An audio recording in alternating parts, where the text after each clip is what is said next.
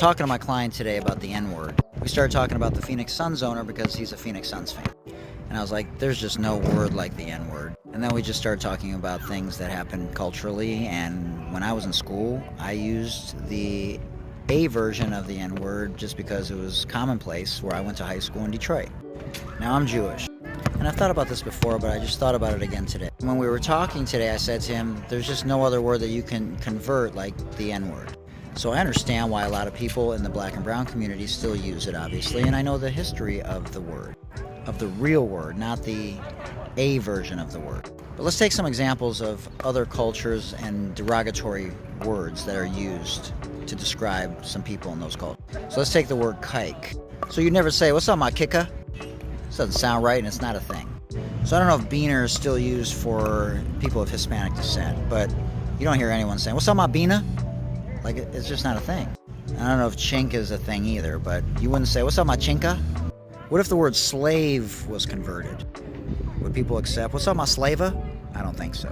So let's talk about the LGBTQ community. Let's just take the word faggot, for example. Would you say, what's up, my faggotta? You wouldn't. The question is, would any of these words have evolved in the same way the N-word has evolved if we had used them from the beginning of time and they meant the same kind of thing? No one really knows. But what we do know is the origin of the N-word.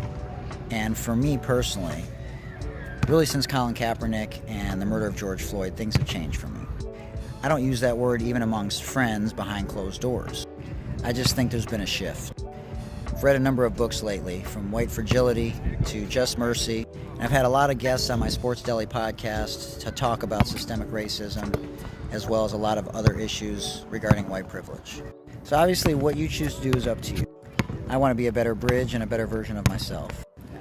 To be anti-racist, to create more equitable opportunities for everyone. And all you got to do every day is be conscious and deliberate. Well, what does that mean? Well, you can just like a post, you can share, comment, you can do a stitch, you can do a duet. There's a lot of ways that you can be a better version of yourself and be more anti-racist. Like I said, nothing happened to me in particular, but there was just something after Colin and especially after George Floyd that made me think twice about some of the things that I was doing and realized that I needed to be a better ally. Let me know what you think in the comments and share this, like it, comment, and I would love to hear what you have to say. All right, much love, everybody. Peace out. Hootie hoot.